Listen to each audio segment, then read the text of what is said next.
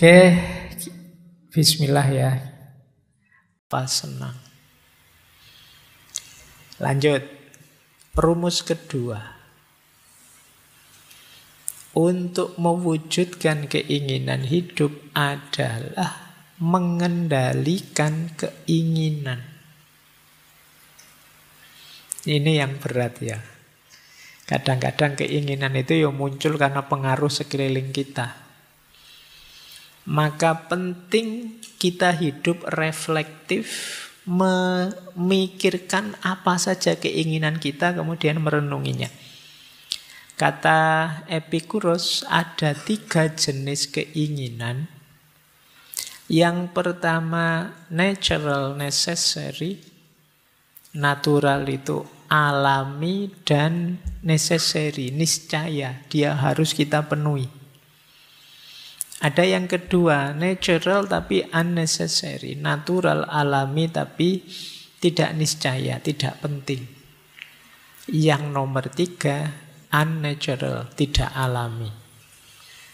Nah, nanti setelah ini teman-teman boleh bikin list daftar. Saya itu ingin apa sih, tulisan ya. 1 apa, 2 apa dalam hidup ini. Tulis saja semua. Jelek juga enggak apa-apa, saru juga enggak apa-apa. Wong yo keinginanmu kan. Coba tulisan itu untuk membersihkan pikiran juga, menjernihkan pikiran kita juga. Tulis semua keinginanmu, terus bikin klaster 3 ini. Ini keinginan yang natural, necessary. Ini yang natural tapi unnecessary. Dan yang ketiga unnatural. Natural necessary itu keinginan alami yang harus kita penuhi agar hidup bahagia, hidup senang. Ya mungkin kita sebut saja sandang, pangan, papan. Ini kebutuhan primer. Keinginan ini ya harus kita penuhi. Natural necessary ini. Tapi ada yang nomor 2, natural unnecessary. Keinginan alami tapi tidak harus dipenuhi. Tidak wajib. Kalau yang pertama tadi wajib. Yang kedua tidak wajib.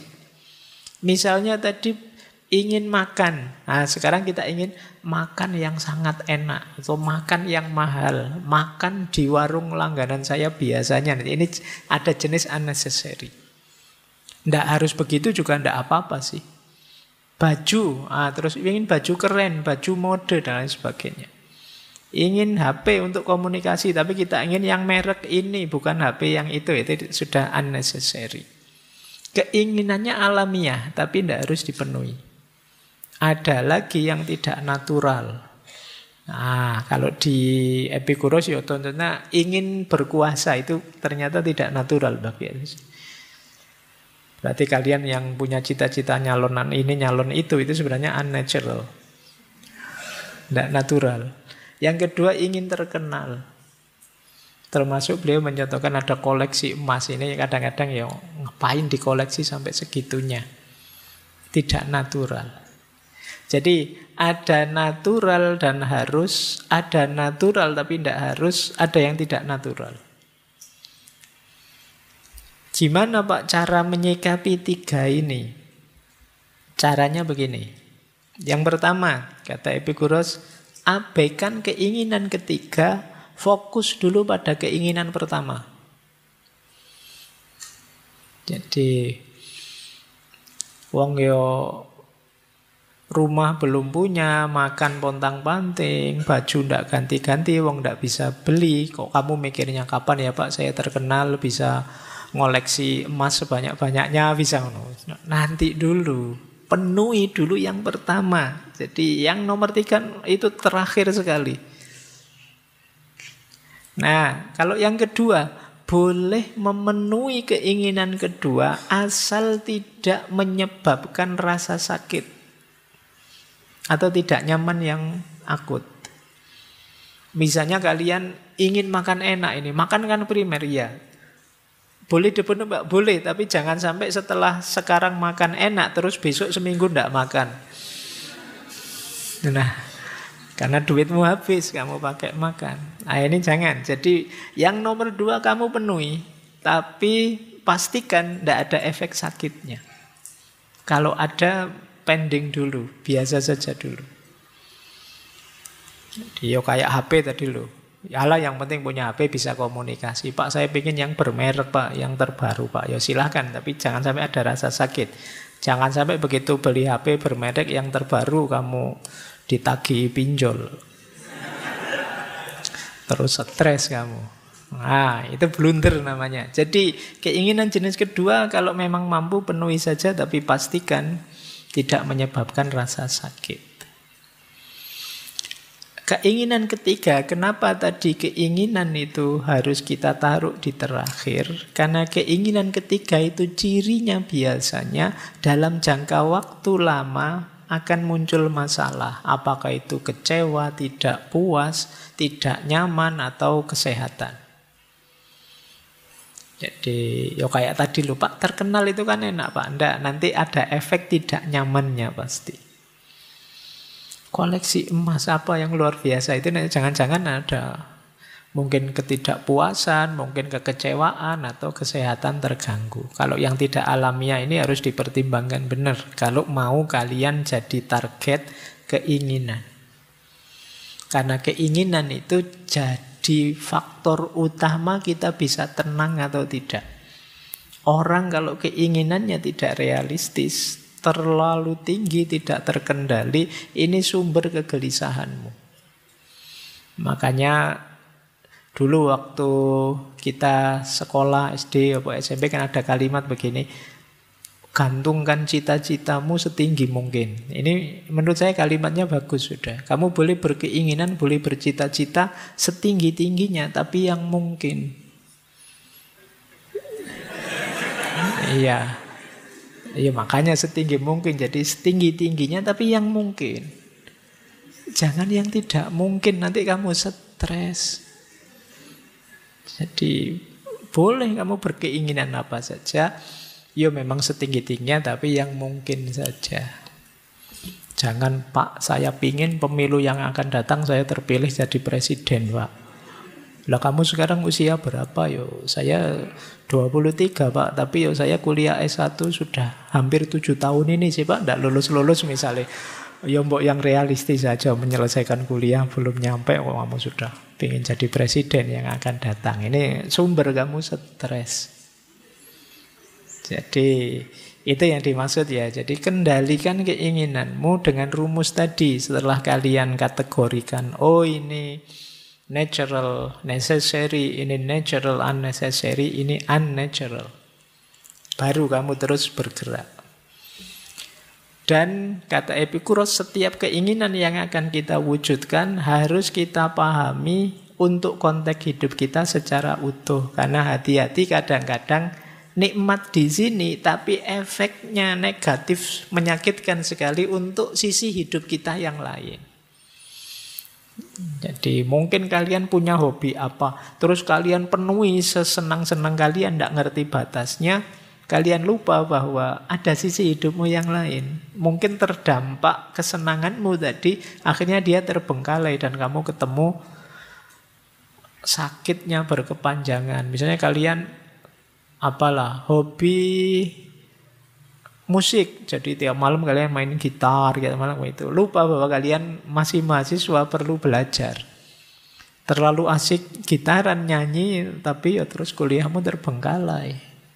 Jadi bukan tidak boleh, tapi kamu harus cermat menghitung keutuhan hidupmu.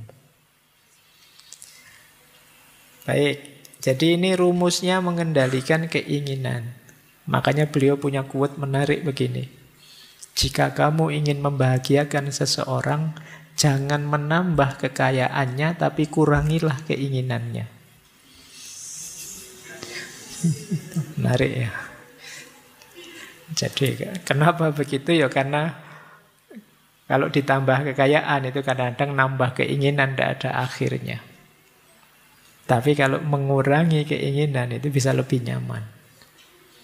Ini jangan dipakai alasan ya kalau kamu diminta siapa gitu. Bahwa lebih bahagia kalau mengurangi keinginan loh dek, tidak begitu. Jadi ini rumus maksudnya untuk kita sadari bahwa dalam hidup ini keinginan yang lebih sedikit itu lebih memudahkan kita untuk hidup tenang, bahagia, tidak kecewa. Tapi semakin banyak keinginan, apalagi keinginan yang kurang realistis, semakin membuat kita ruwet. Jadi kalau ingin membuat orang bahagia, ya kita sadarkan dia dari keinginan-keinginannya yang kurang realistis. Bukan dengan kita beri kekayaan. Jadi jika kamu ingin membahagiakan seseorang, jangan hanya menambahkan kekayaannya, tapi kurangi keinginannya. Baik, ya ini bisa kalian renungi lagi konteksnya ya, quote ini. Ada lagi quote seperti ini yang berhubungan dengan keinginan. Kata Epikuros, jangan merusak apa yang kamu miliki dengan menginginkan apa yang tidak kamu miliki. Ingatlah bahwa apa yang kamu miliki sekarang dulunya merupakan salah satu dari apa yang kamu inginkan. Ini quote-nya cocok untuk yang senang selingkuh. Iya. Ya kan, itu kayak kata orang Jawa, biyen ketok opo, saiki ketok opo. Kita kadang-kadang tidak mensyukuri yang kita miliki, tapi menggelisahi apa yang tidak kita miliki. Akhirnya apa? Kita tidak bersyukur.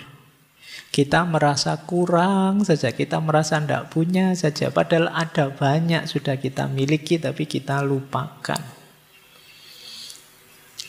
Ini yang menurut Epikuros, jangan merusak apa yang kamu miliki dengan menginginkan apa yang tidak kamu miliki.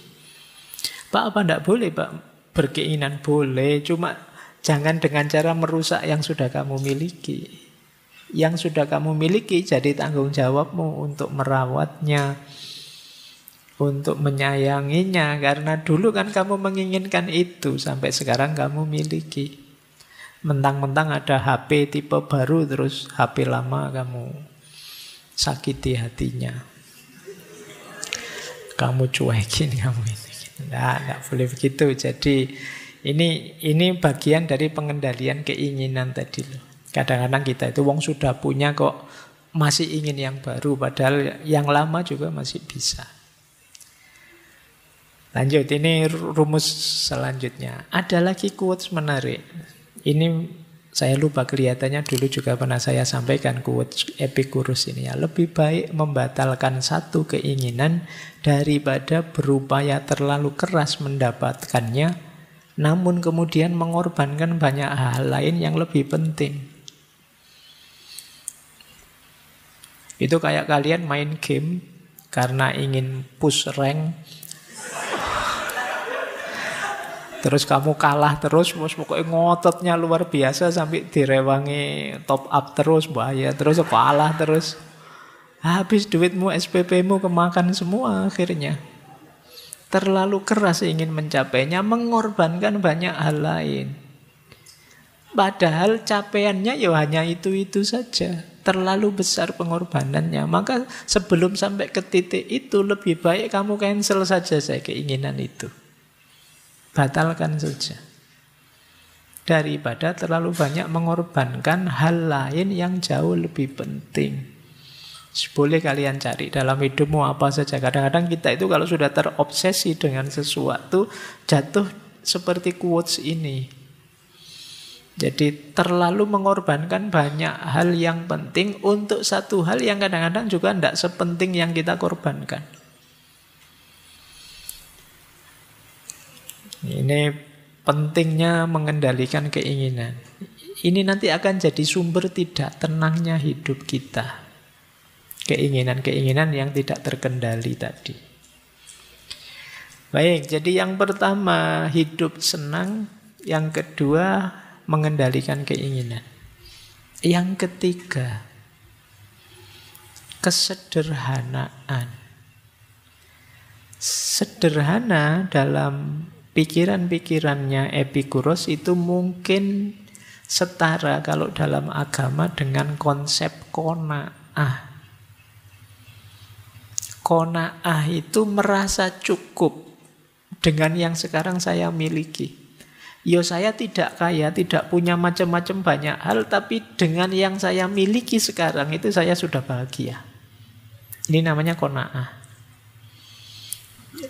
Kata Epicurus, kalau kita hidupnya qanaah dan tidak ingin mengejar sesuatu secara berlebihan, kita lebih mudah bahagia. Kenapa? Karena kebahagiaan itu lebih mudah dicapai dan lebih mungkin dinikmati.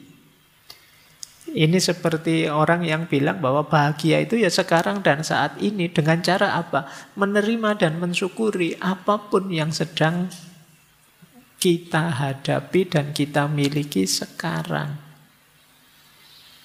Ini yang disebut hidup sederhana.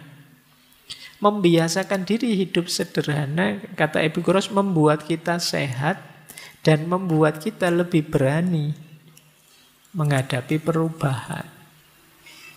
Jadi ini menariknya hidup sederhana. Kadang-kadang kita itu kan secara tidak sadar hidup berlebihan. Hidup sederhana itu mungkin kita bisa kembali ke sesi dulu minimalisme. Kita itu kadang-kadang berlebihan. Loh, tambah banyak kepemilikan tentu saja kita tambah repot. Mengurusinya, merawatnya, menjaganya. Sehingga akhirnya kita sulit bahagia. Keinginan kita tidak ada batasnya.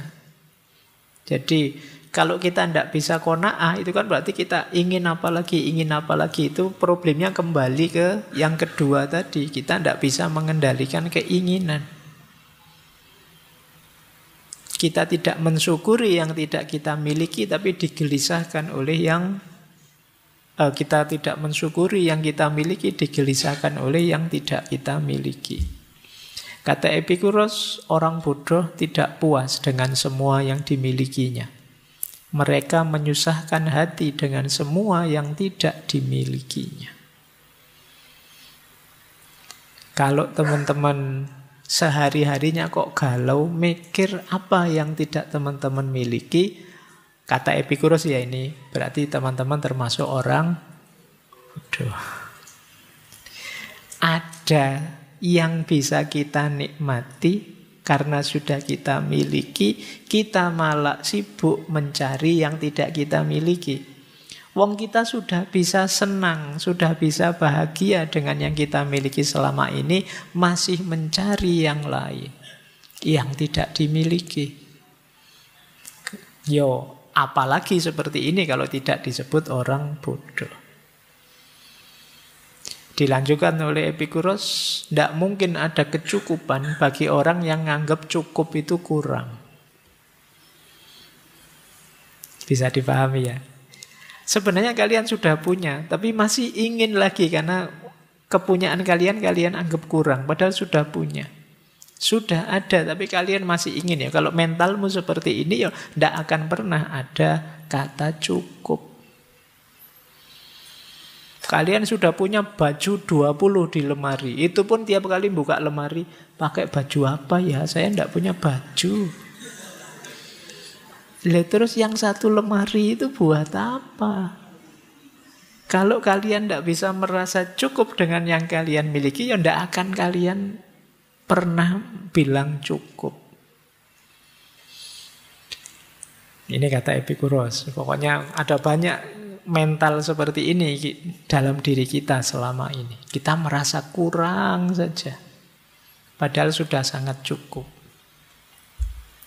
Kata Epicurus lagi, kekayaan yang dibutuhkan oleh alam terbatas dan mudah diperoleh. Tapi kekayaan yang dibutuhkan oleh keinginan yang sia-sia meluas, tak terbatas. Kalau kita natural saja, memenuhi kebutuhan-kebutuhan dasar saja tadi, natural necessary tadi, itu gampang. Kan orang sering nyindir kita, alah ayam saja bisa makan meskipun dia tidak mikir macam-macam, berangkat dapat makan terus pulang dapat makan. Binatang saja bisa begitu, kok ada manusia yang sampai tidak bisa makan? Kenapa bisa begitu? Karena manusia tidak natural necessary tadi, keinginannya macam-macam. Kalau kayak binatang yang fokus natural necessary saja, yang dia inginkan basic dalam hidupnya pasti dapat. Sebenarnya kita juga pasti dapat kalau kita bisa mengklasifikasi kebutuhan kita. Baru ngelamar kerja itu pun sudah mikir pokoknya tahun depan saya harus sudah beli mobil, beli rumah, sudah menikah, sudah. Ya kamu stres sendiri. Pada akhirnya, kenapa? Keinginanmu tidak terkendali. Jadi padahal kalau kita yang alami saja, yang natural saja mudah. Yang sulit itu melayani keinginan kita. Perut kita itu tidak cerewet. Kalian isi nasi angkringan atau restoran mewah, dia terima kok. Apa dia pernah protes? Ah ini angkringan balik baik, kan tidak begitu. Dia bisa, kita beri apa saja. Selera kita yang sering nawar, keinginan kita yang sering protes. Jadi ini sindirannya Epikuros buat kita ya. Lanjut. Kata Epikuros, bukan kekurangan sebenarnya yang menyakitkan, tapi menanggung rasa iri yang timbul dari keinginan yang sia-sia. Kenapa harus diawali rasa iri? Ya karena biasanya keinginan kita jadi unnatural, tidak alami, juga unnecessary ketika kita melihat orang lain, membandingkan diri kita dengan orang lain. Sebenarnya yang kita miliki itu sudah cukup, tapi kita merasa kurang karena melihat orang lain. Padahal orang lain itu bukan kita. Mungkin standar mereka beda dengan standar kita, tapi karena kita melihat orang lain terus timbul rasa iri. Yang semurah cukup kita anggap kurang. Akhirnya kita merasa tersakiti oleh itu. Kalian merasa jadi orang yang lemah, jadi orang yang malang, jadi orang yang tidak punya apa-apa. Padahal tanpa kalian bandingkan dengan orang lain, sebenarnya kalian kan sudah bisa hidup nyaman dengan yang kalian miliki saat ini. Jadi apa tidak boleh Pak? Kita kaya, ya boleh saja. Cuma kalau belum kaya jangan membanding dengan orang lain yang menimbulkan rasa iri. Itu akan membuat kita sakit dan tidak mensyukuri yang kita miliki. Ini rumus ya, ini untuk agar kita bisa mengendalikan keinginan kita dan menerima apa yang sudah kita punya sekarang. Ini sumbernya ketenangan hidup. Karena temanya malam hari ini kan caranya hidup tenang. Oke, saya akhiri sekian. Kurang lebihnya mohon maaf. Wallahul muwafiq. Wallahu a'lam bishawab. Wassalamualaikum warahmatullahi wabarakatuh.